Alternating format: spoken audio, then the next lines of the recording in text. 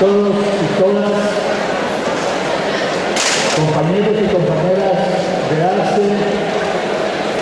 y de las organizaciones sociales, cuyos representantes, algunos veo por aquí presentes. Para mí, como afiliado de ARCE y también como director de la Escuela Sindical del Sindicato de Empleados y Empleadas de la Universidad de Costa Rica, es un verdadero gusto y honor estar acá compartiendo este día algunas ideas y preocupaciones en este baluarte del movimiento social que es ARCE y las organizaciones gremiales que sí luchan con los trabajadores y trabajadoras, no solamente de la educación, sino también de todo el país. En un congreso de esta naturaleza es difícil hacer este tipo de presentaciones muy formales en PowerPoint porque la gente a veces se aburre un poco, tiene dificultades para poderla seguir. Así que vamos a entrar de lleno al tema del día de hoy. En momentos cuando el país vive nuevamente el estar al borde de una crisis a lo mejor de proporciones inimaginables y respecto de la cual sigue siendo muy poca la información y muchísimo menos el análisis e interpretación adecuada de esas crisis que recibimos de fuera o se hace aquí en el país. Lamentablemente una función de los medios de la comunicación masiva, lo que llamamos la dictadura mediática en este país, es disimular lo más posible, oscurecerlas para que no podamos observarlas, las causas más profundas y algunas veces las causas históricas y más lejanas de esta crisis, que es una crisis global del capitalismo neoliberal y que comenzó a desatarse allá a finales del año 2007, cuando recién pasábamos acá el huracán de la lucha contra el PDC. y Óscar Arias estaba asumiendo las riendas de su segunda administración. Esa crisis fue anunciada por algunos observatorios internacionales de la coyuntura, pero por la razón que dije anteriormente, la dictadura mediática, los grupos de poder y el mismo gobierno de Arias le pusieron oídos sordos a esos anuncios. Los 2 primeros años de esa administración, del 2006 prácticamente hasta el 2008, estando ya en medio del impacto de la crisis, fueron un periodo supuestamente de auge, pero de un auge completamente artificial, provocado por un aluvión de capitales extranjeros, especialmente vinculados a la actividad turística y a los negocios inmobiliarios, también a la compra de bonos que coloca el Banco Central y el Ministerio de Hacienda para resolver algunos problemas fiscales del país. En vez de aprovechar esa época de auge para prepararse ante una anunciada crisis que estalló, como dije, a finales del 2007, no fue hasta febrero, oigan ustedes, hasta febrero del 2009 que a los Arias y a sus sucesores se les ocurrió diseñar un tal plan escudo que fue anunciado con bombos y platillos en medio de un verdadero show publicístico y mediático al país, cuando ya habían pasado varios meses del colapso del sistema financiero en Estados Unidos, en Europa y también en otros países del mundo, porque se dijo muy claramente que así como el capitalismo se había globalizado, esta crisis, al igual que otras crisis periódicas del capitalismo que puedan venir, son también de carácter global y no va a haber absolutamente nadie en el mundo en los actuales momentos, tal vez con la excepción de Corea del Norte, a lo mejor de Cuba, que puedan evitar los impactos tremendamente negativos de esas crisis, sobre todo porque sabemos muy bien, y en esa línea también estaba el mismo Plan Escudo, que la salida o la solución a esas crisis dentro del sistema económico que nos rige del capitalismo neoliberal, como decía don José Figueres en su libro tan importante, La pobreza de las naciones, los costos, los perjuicios, los sufrimientos de esas crisis se descargan siempre, ineluctablemente, sobre las clases medias y las clases trabajadoras en Costa Rica y en todas partes del mundo, y eso es precisamente el tipo de coyuntura que estamos viviendo en ese momento, y por eso es tan importante que las organizaciones de las clases medias y trabajadoras, incluyendo por supuesto y posiblemente en primera fila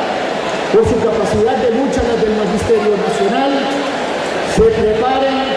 porque esta no es una crisis cualquiera, es una crisis de todo el sistema,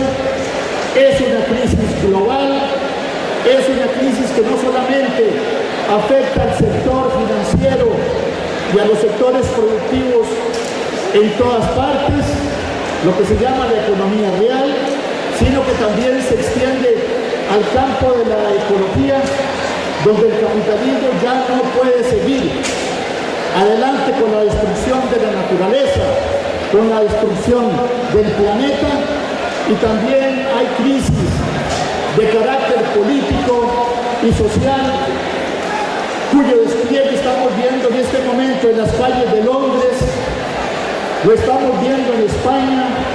lo estamos viendo en Israel mismo, cosa que nadie esperaba,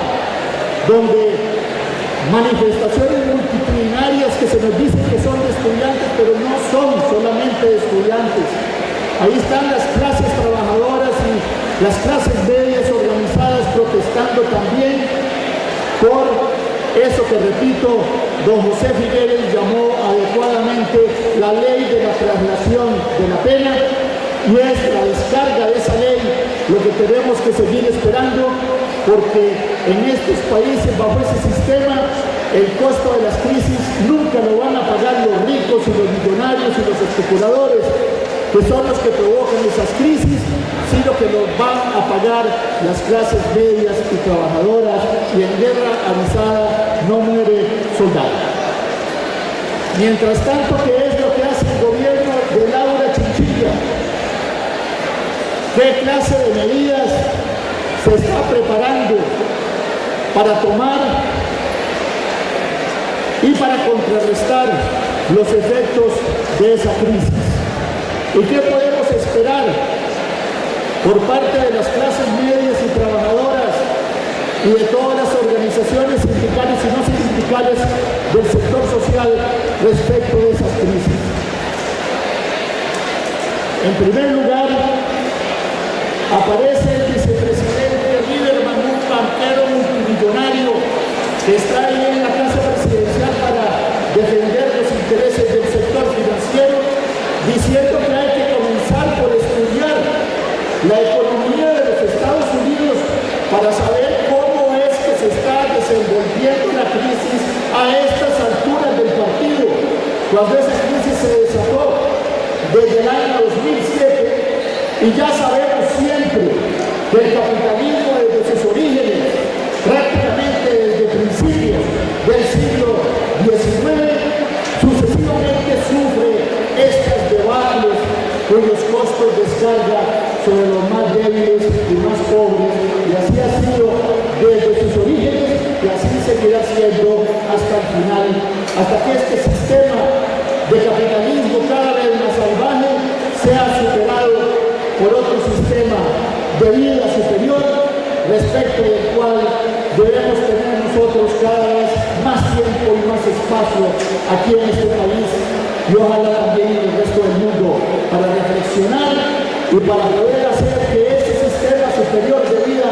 surja en sustitución de este capitalismo, repito, cada vez más salvaje y cada vez más explotador y expoliador de las oportunidades y probabilidades de vida de las grandes masas populares. Entonces, de acuerdo con Lieberman, hay que comenzar en este momento por hacer una especie de tanque pensante compuesto por 5 o 6 economistas del régimen para ver qué se puede hacer. Y hoy en la mañana viene este mismo señor y el ministro de Hacienda, Herrero, que es famoso por ser de larga data un funcionario de los organismos financieros internacionales, a descubrir también el agua tibia, a decir que hay que aumentar el gasto público para poder entonces reactivar la economía,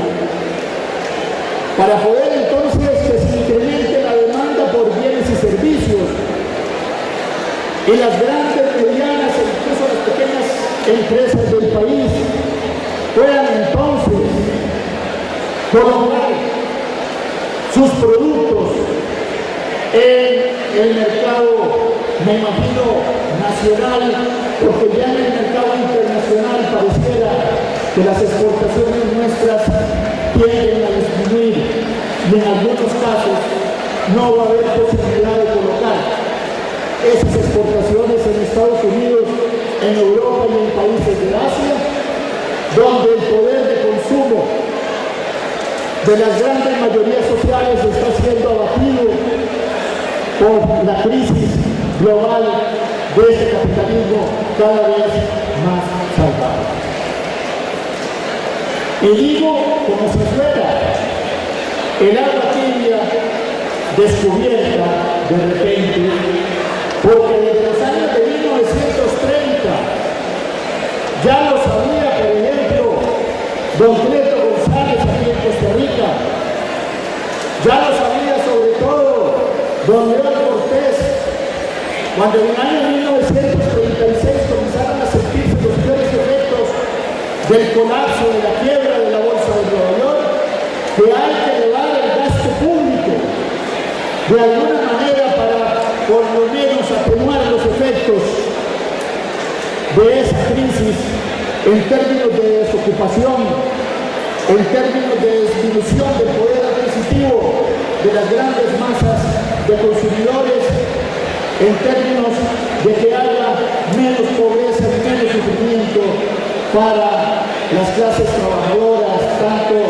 del agro como de la ciudad. Ya lo sabían. Y ahora viene el ministro Herrero a decir que esa va a ser la receta. Bueno, esa receta la aplicó Oscar Arias ya antes, con el famoso plan School. Y les voy a dar una cifra para que ustedes vean lo que sucedió. Una cifra muy concreta. Entre diciembre del 2008 exactamente y febrero del 2010, que fueron las elecciones, cuando quedó electa Laura Chinchilla, los Arias elevaron el gasto público en este país de una manera completamente irresponsable en un 53%. Nunca en la historia del país, y muchísimo menos en 2 años, ningún gobernante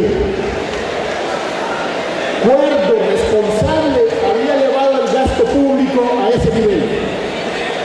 Y por supuesto que como gran parte de ese aumento del gasto público, se aumentó el gasto de la caja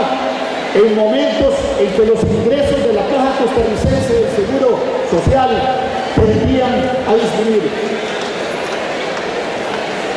Quiere decir que ya la receta se aplicó. Ya la receta se aplicó, pero no surtió los efectos esperados, porque más bien la tendencia al empobrecimiento de las clases medias y trabajadoras, la tendencia al aumento del empleo y del desempleo ha seguido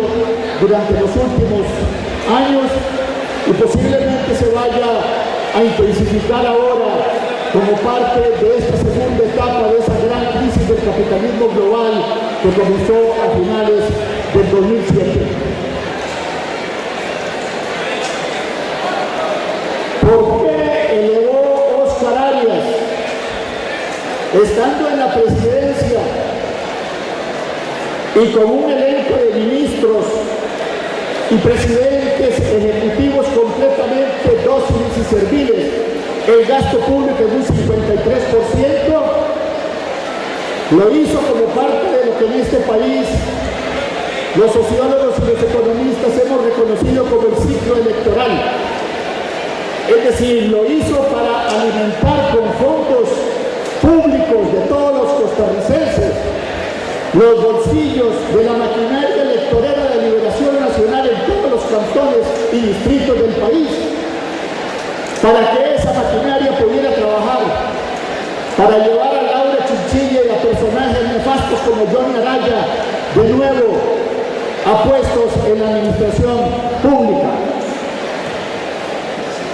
Fue para alimentar a lo que Rolando Araya llamó el cucarachero del Partido Liberación Nacional, es decir, los restos clientelistas corruptos, absolutamente corruptos de pies a cabeza, que quedan de ese partido histórico que ya no es el antiguo Partido Social Demócrata de tiempos de los años 50, 60 y hasta 70. Esa fue la principal razón. Y esa es la principal razón de que hay un déficit fiscal en este momento y un problema de aumento de la deuda pública. ¿Cómo no iba a ser? Si se disparó el gasto de esa manera en solamente 2 años, y eso va a tardar muchísimo tiempo en que pueda ser echado para atrás. Este gobierno posiblemente esté haciendo algún esfuerzo para disminuir el gasto en este momento, y esa es una receta que contradice lo que hoy sale en la primera página de La Nación anunciado, de que Herrero y Lieberman lo que están planteando es un aumento del gasto público para salir avante, entonces paliando los efectos de la crisis. Vean ustedes que están en un juego que no pueden resolver. Están en un juego que no tiene absolutamente ninguna salida. ¿Por qué? Lo voy a explicar muy brevemente. Porque si aumentan el gasto público para reactivar la economía, entonces, por otro lado, el sistema les rebota con más inflación. Y esa más inflación va a enriquecer más a los ricos y empobrecer más a los pobres, porque es lo que se llama un nefasto impuesto a las clases más débiles, cualquier tipo de inflación cuando aumenta. Y por supuesto eso va a provocar mayor empobrecimiento y posiblemente mayores tensiones sociales e inestabilidad política en el país. Quiere decir que por ese lado tienen que medir muy bien lo que van a hacer. Por otro lado sale Chinchilla diciendo que hay que evitar que aumente la deuda pública. Pero ¿cómo va a aumentar la deuda pública si está aumentando el gasto y por otro lado están bajando los ingresos fiscales? Porque los que antes han pagado impuestos ahora se esperan en no pagarlos, muchísimas veces porque por efecto de la crisis misma han pedido que disminuir el ritmo de sus negocios, a lo mejor cerrar sus negocios y no pueden entonces pagarle los impuestos al Ministerio de Hacienda. Entonces, esa es la razón de ser supuestamente del plan fiscal. Pero es un plan fiscal que está diseñado para que esos impuestos que traigan recursos frescos a las arcas del Estado no salgan de los bolsillos de los ricos, sino que salgan de los bolsillos de las clases medias y asalariadas en general de este país. Y eso es lo que persigue el plan fiscal. Es un plan totalmente regresivo. Lo que ahí se plantea en cuanto a pequeño aumento del impuesto sobre la renta y mejoramiento de la recaudación fiscal es completamente insuficiente, es mínimo para aumentar realmente los ingresos fiscales y financiar un mayor monto del gasto público. Esa es la real situación. Lo que más va a acarrear recursos a esas vacías arcas va a ser el llamado impuesto al valor agregado, que se va a descargar sobre los usuarios de los servicios de educación y salud del país, lo mismo que en el campo de la construcción, de los transportes y en general de los servicios profesionales, que van a ser aumentados en un 14% los impuestos que a lo mejor antes se pagaban, pero que por regla general no se pagaban prácticamente en todo el sector de los servicios. Y además dice la Contralora General de la República que la tributación directa del Ministerio de Hacienda no está en condiciones administrativas, técnicas, de poder cobrar el impuesto del valor agregado. Quiere decir que cuando quiten el famoso impuesto de ventas, un 70% del cual se queda en manos de los comerciantes y no ingresa a las arcas del Estado, se va a hacer un caos en la administración tributaria, una crisis tributaria de una magnitud tal que, por supuesto, para nada va a ayudar a resolver el problema de la estabilidad macroeconómica, muchísimo menos va a poder contribuir a la salida de la crisis. Pero supongamos que lo que dice Lieberman y dice Herrero es cierto, que van a aumentar el gasto público como una medida paliativa, anticíclica, tendiente a evitar que haya más desempleo y a estimular entonces el mercado interno para que las empresas puedan colocar allí mejor sus bienes y servicios. Digamos que es cierto que van a aumentar el gasto público. Supongamos que lo van a hacer, digamos, en el mejor de los casos, posiblemente con apoyo del PAC y el PUSC en la Asamblea Legislativa, aumentando de alguna manera el impuesto de ventas. Supongamos también que lo van a hacer contratando algunos préstamos del exterior para obra pública, como efectivamente desde tiempos de Oscar Arias se viene haciendo, aunque recordemos que esos préstamos no son donaciones y que van a tener que ser pagados de alguna manera, sino por las otras generaciones. Pero digamos que el Banco Interamericano de Desarrollo y el Banco Mundial y el Banco Centroamericano de Integración Económica estén de acuerdo en darle recursos financieros frescos a Laura Chinchilla para que haga alguna obra. Bueno, esa obra no va a ser para invertir en educación, no va a ser para invertir en salud, no va a ser para invertir en el sector del bienestar social. En otras palabras, no va a ser para revivir el estado de bienestar, que fue el estado que rigió los destinos de este país desde 1950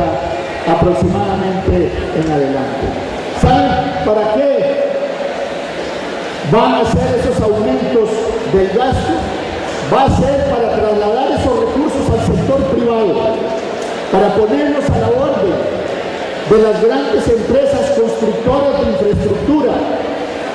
Muchísimas de ellas son empresas extranjeras, como Riteve, como Autopistas del Sol, como APM, la que viene a construir la terminal de Moí, que no traen sus recursos del exterior, sino que incluso utilizan los recursos de ahorro que tiene la banca pública nacional, que ya de pública y de nacional tiene, por cierto, muy poco. Es para enriquecer a esas empresas, para abrirle crédito, para darle financiamiento a empresas donde, sobre todo los allegados del gobierno o los que manejan este gobierno entre bambalinas desde Roser, tienen intereses directos, como por ejemplo en área y de ahí hasta llegar a abarcar todos los niveles de la educación que se están volviendo sumamente lucrativos, mientras se congelan salarios, se reduce el gasto en inversión y el gasto operativo en el Ministerio de Educación para que se deteriore más la cobertura y la calidad de la educación pública y siga prosperando entonces la educación privada. Y lo mismo ha venido sucediendo. Lo que pasa es que no ha sido analizado como se debe en el sector de la salud. Esto que ha sucedido con la caja es una planificación absolutamente premeditada, estratégicamente llevada a cabo para que conforme avanza el deterioro en cobertura y calidad de los servicios de salud de la caja en todos los niveles, desde el primario hasta el nivel hospitalario, vayan prosperando alrededor de los hospitales, de las clínicas y de los EBAIS, las clínicas y los consultorios privados de médicos y técnicos en el campo de la salud, que ya desde hace mucho tiempo tienen un pie en el sector público y otro en el sector privado. Por eso es que es sumamente difícil para los sindicatos del sector salud movilizar a esos trabajadores y trabajadoras que ya andan con ese pie en un lado y el otro en el otro, o con doble sombrero público-privado, en movimientos como el que se presentó en el mes pasado en la Caja Costarricense del Seguro Social, que como ustedes saben no logró movilizar más allá de un 10% del personal de esa institución. Y esto sí es sumamente preocupante, porque en estos momentos en que el gobierno se prepara para enriquecer más a los ricos, para gastar más y endeudar el país si fuera necesario, para poner esos recursos al servicio de las grandes empresas locales e internacionales, en esos momentos en que se avecina la descarga de la ley de la traslación de la pena sobre las clases medias y trabajadoras, es verdaderamente fatal que las organizaciones y la capacidad de movilización de esas clases sociales decaiga y le vaya quedando la cancha cada vez más libre al gobierno y a los demás grupos de poder superior de este país para hacer lo que les dé la gana en el manejo de la crisis y especialmente en la libre aplicación de la ley de la traslación de la pena, a la cual me he venido refiriendo yo. No hay tampoco mucho nuevo en el país en materia de lo que es el ataque a los intereses de las organizaciones de las clases medias y trabajadoras. Ese proceso comenzó ya hace muchísimo tiempo. Es un proceso que no solamente se lleva a cabo en Costa Rica, sino que se lleva a cabo casi en todas partes del mundo. Podríamos incluso ponerle fecha al inicio de ese proceso. Ese proceso comenzó con la caída de Salvador Allende en Chile, un fatídico 11 de septiembre de 1973. Se aprovechó la situación de caos que había creado la Central de Inteligencia Americana y el resto de las agencias del gobierno de los Estados Unidos en ese país, para entonces aplicar por primera vez en el mundo lo que se llama la terapia de shock del proyecto neoliberal de manejo de una situación de caos y de crisis, con la asesoría de los famosos Chicago Boys de la Universidad de Chicago. Ahí comenzó esto y a partir de ahí, en tiempos de Luis Alberto Monge, cuando estalla una fuertísima crisis económica que sume al 50% de las familias de este país en la pobreza por varios años, allá en 1982. A partir de ahí, sobre todo de la primera administración de los Arias, en 1986-90, comenzó también la terapia de shock. Y esa terapia de shock lo que persigue es concentrar cada vez más la riqueza en manos del gran capital, de las familias más acomodadas, y disminuir los ingresos y beneficios, las rentas, al sector laboral, es decir, a las clases medias y trabajadoras. Hasta aproximadamente los inicios de la década de 1980, en Costa Rica y en otras partes del mundo, esas clases medias y trabajadoras venían en ascenso, venían mejorando su movilidad social, venían mejorando su condición de vida aceleradamente, un proceso que estaba garantizado y empujado por las instituciones del estado de bienestar, que en Costa Rica lograron posiblemente el máximo desarrollo de ese tipo de institucionalidad en toda América Latina. Pero con el primer gobierno de los Arias se acabó la fiesta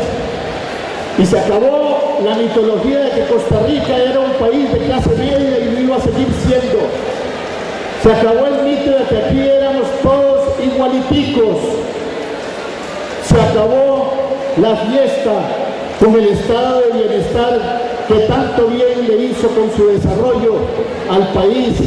desde los años 1950, con aquellas reformas que llevaron adelante Calderón Guardia, el obispo Sanabria, arzobispo Sanabria Martínez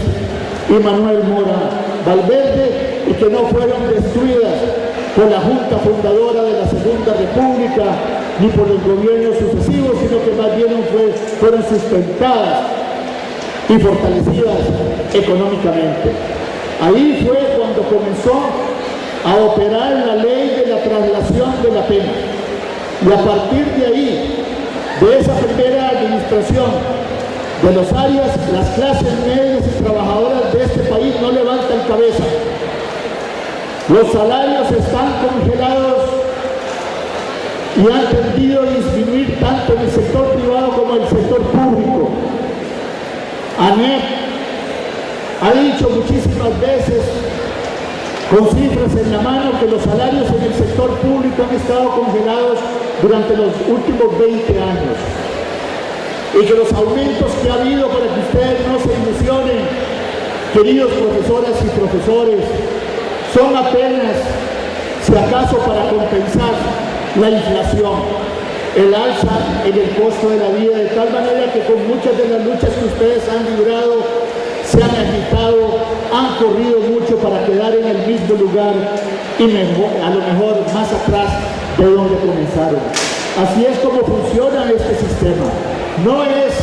con movimientos exclusivamente por el alza de los salarios que ustedes van a salir adelante con sus organizaciones en la defensa de sus intereses. Esas alzas de salarios, lo que hace el gobierno y los empresarios es trasladárselas de nuevo a ustedes mediante alzas en los servicios, en las tarifas de los servicios y en las tarifas de los bienes y servicios que ofrece el sector privado. Muchas veces para los empresarios es un gran negocio, más bien, porque esas alzas de salarios a veces generan, esto es cierto, presiones inflacionarias, y esas presiones inflacionarias concentran ingresos y concentran beneficios en manos de la clase empresarial, de las grandes, medianas e incluso hasta de las pequeñas empresas, en detrimento de los asalariados. Eso lo conocemos nosotros perfectamente bien. Lo que ha pasado, amigos y amigas, a partir del 2007 es que ya la situación para las clases medias y trabajadoras ha comenzado a hacerse intolerable, posiblemente insostenible. Aquí en Costa Rica podemos esperar movimientos tanto más fuertes que los que están ocurriendo en países como Italia, como España. e Israel. Protestas tal vez muchísimo más violentas, ojalá que no suceda eso, y más destructivas que las que están ocurriendo en Inglaterra. Movimientos populares y de clase trabajadora tan agresivos, aunque no tal vez tan exitosos como los que vimos actuando en las calles de Grecia, a ver si podían evitar que se les aplicara allí el paquetazo de impuestos y otras medidas de traslación de la pena del Fondo Monetario Internacional y el Banco Central Europeo. Podemos llegar a ver ya movimientos fuertes en este país, como los que vimos a lo mejor en algunos de los países del norte de África y del cercano oriente, y que posiblemente van a retomar otra vez las calles, porque de alguna manera las clases dominantes y los sátrapas de esos países han logrado echar para atrás muchos de los avances de esos movimientos, los han tergiversado, los han manipulado, los han apaciguado con medidas populistas, de esas que calman por el momento, pero que a mediano y largo plazo no van a servir para nada. Estamos en este momento, así como hay un capitalismo en crisis global, también hay un movimiento de protesta que se está globalizando, salido de las clases medias y trabajadoras, que sencillamente toman conciencia precisamente en estos momentos. Y donde mejor lo podemos ver es en Israel, de las nefastas consecuencias que ha tenido la destrucción del estado de bienestar, un estado de bienestar como el que se construyó en Costa Rica con tanto esfuerzo de las clases medias y trabajadoras y tanta lucha desde los años 40, pero que, como dije, comenzó su ciclo descendente de ser destruido con la primera administración de los Arias. Con la segunda administración de los Arias, todas esas tendencias se han acentuado y no hay absolutamente en ninguno de los programas ni ninguna de las promesas del actual presidente de la República y su equipo ninguna esperanza, ni siquiera para poder mantener el nivel de vida por parte de las clases medias y trabajadoras. Tal vez ustedes me dicen que soy sumamente pesimista, pero los hechos que a diario suceden en el país